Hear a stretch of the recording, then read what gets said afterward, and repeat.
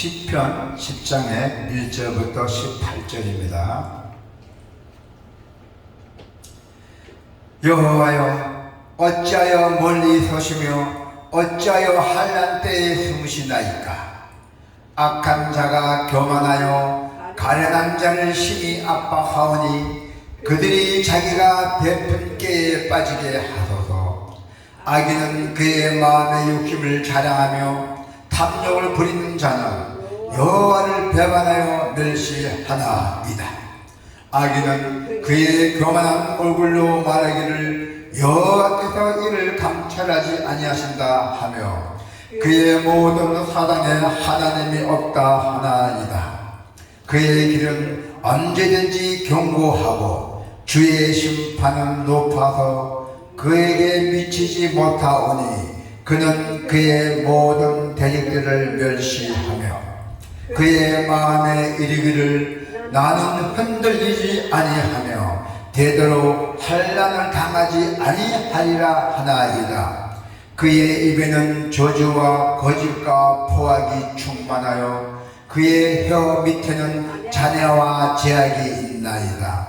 그가 마을 구석진 곳에 앉으며 그 은밀한 곳에서 무죄한 자를 죽이며 그의 눈은 가련한 자를 엿보나이다.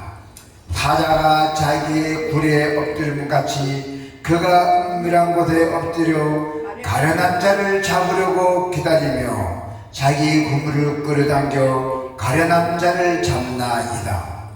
그가 구부려 엎드리니 그의 포악으로 말미암아 가련한 자들이 넘어지나이다. 그가 그의 마음에 이르기를 하나님이 이르셨고 그의 오글을 가리셨더니 영원히 보지 아니하시리라 하나이다. 여호와여, 일어나옵소서. 하나님이여, 손을 두옵소서. 가난한 자들을 잊지 마옵소서. 어찌하여 악인의 하나님을 멸시하여 그의 마음에 이르기를 주는 감찰하지 아니하리라 하나이까. 주께서는 보셨나이다. 주는 재앙과 원한을 감찰하시고 주의 손으로 갚으러 하시오니 애로운 자가 주를 의지하나이다. 주는 벌써부터 고아를 도우시는 이시나이다. 악인의 팔을 꺾으소서. 악한 자의 악을 더 이상 찾아낼 없을 때까지 찾으소서. 여호와께서는 영원 무궁하도록 왕이시니 이방 나라들이 주의 땅에 멸망하였나이다.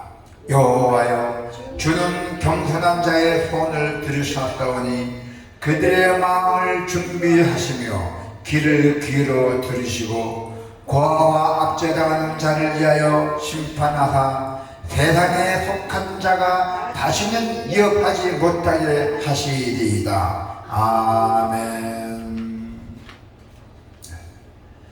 오늘 하나님의 말씀에 보면은 무신론 자들의 죄, 하나님이 없다고 믿는 것이 모든 죄의 근원이 되어버렸어요.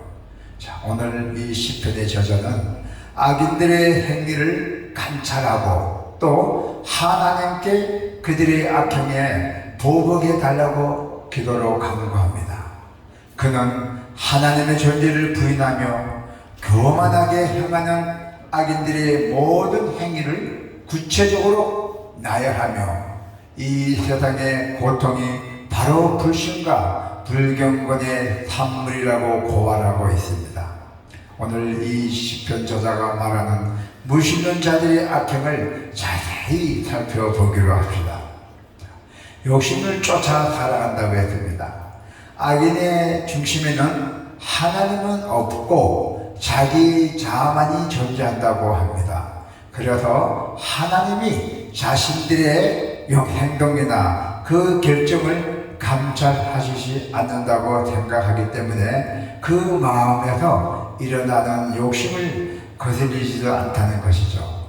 그래서 오히려 마음의 욕심을 자랑하고 탐욕의 지배를 받으면서 하나님을 멸시하는 그 생각조차도 주저없이 막 쏟아내고 있습니다.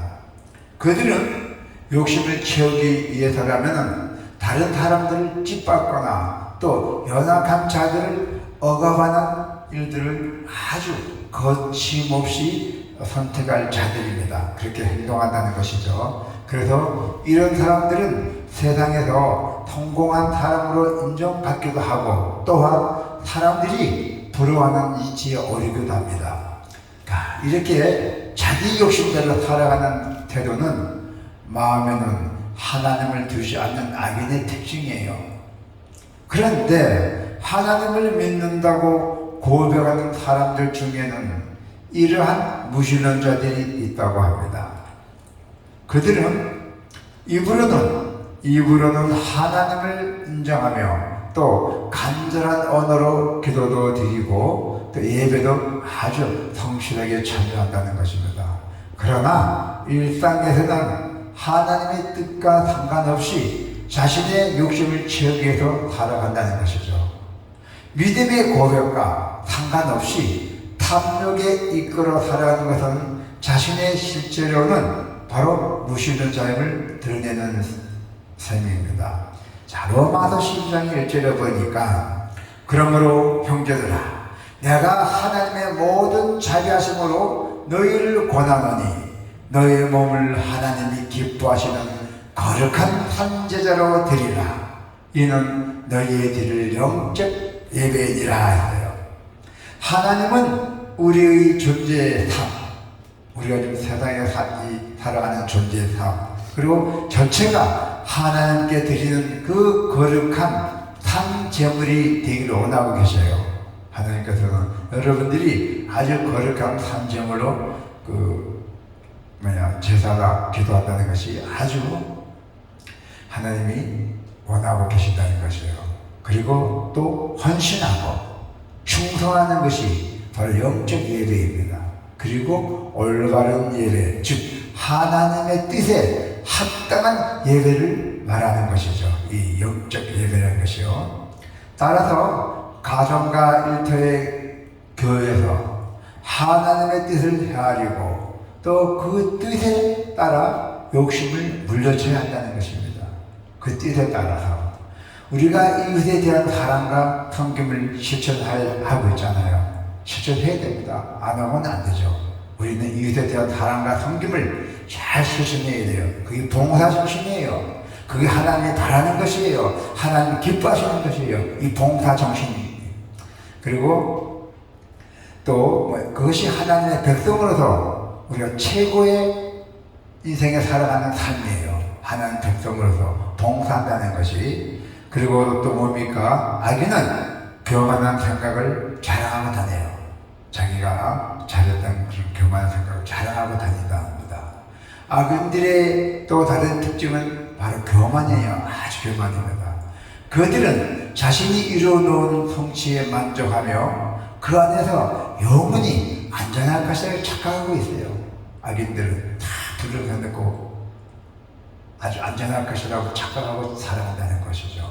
그래서 그들은 하나님의 심판 선언에도 비웃음을 반응하며 하나님 심판한데도 비웃는다는 것이죠. 말로만. 자기는 인생에서 환난이나 불행한 일을 겪지 않으라고 자신하고 다닌다는 겁니다. 악의 교만한 생각이. 자, 그래서 우리는 악인들이 고통 없이 모든 일을 형통한 것을 보면서 하나님의 공의를 의심하게 하잖아요. 저 사람 맞아. 악독에 살고 잘 있는데 잘 살고 있어. 이렇게 우리가 보는 게 많잖아요. 그것이 하나님의, 그러니까 하나님 안 믿는 사람이 저렇게 잘 나가고 있을까 하고 그렇게 우리가 하나님의 공의가 우리가 의심한다는 사람도 있다는 것입니다. 또 그리고 그들에게 심판이 임하지 않음을 불평합니다. 왜 저런 사람들 심판을 하지 않나 하나님께서. 그렇게 또 우리가 불평한답니다. 심지어는 형통한 삶을 사는 악인들을 부러워하기도 해요.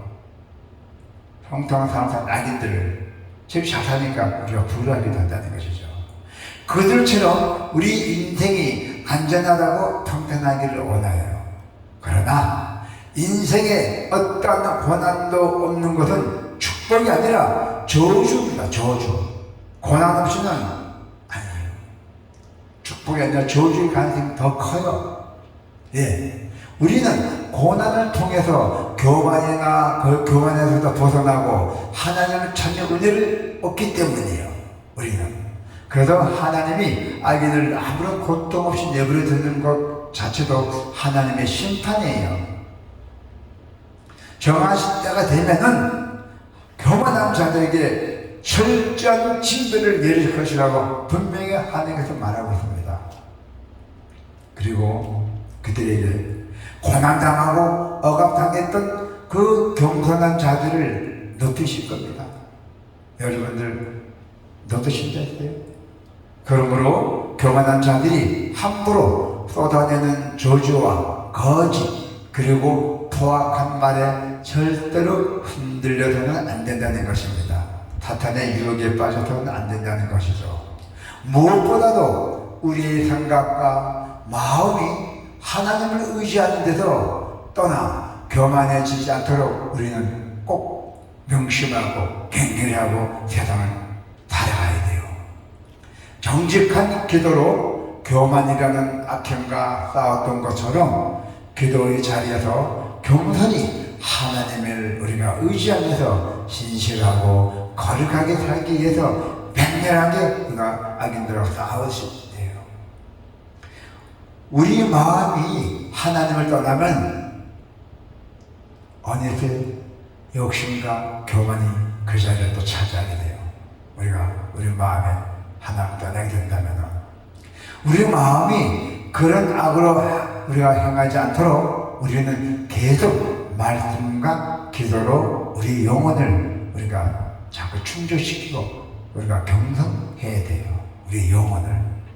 그렇기 때문에 하나님과의 교제도 우리가 껴있다면 우리는 우리 입으로만 하나님을 인정하는 것이 아니라 우리가 이 세상에 살면서 변화된 삶을 진짜 이 세상에 하나님 같은 자꾸 변화가 되잖아요.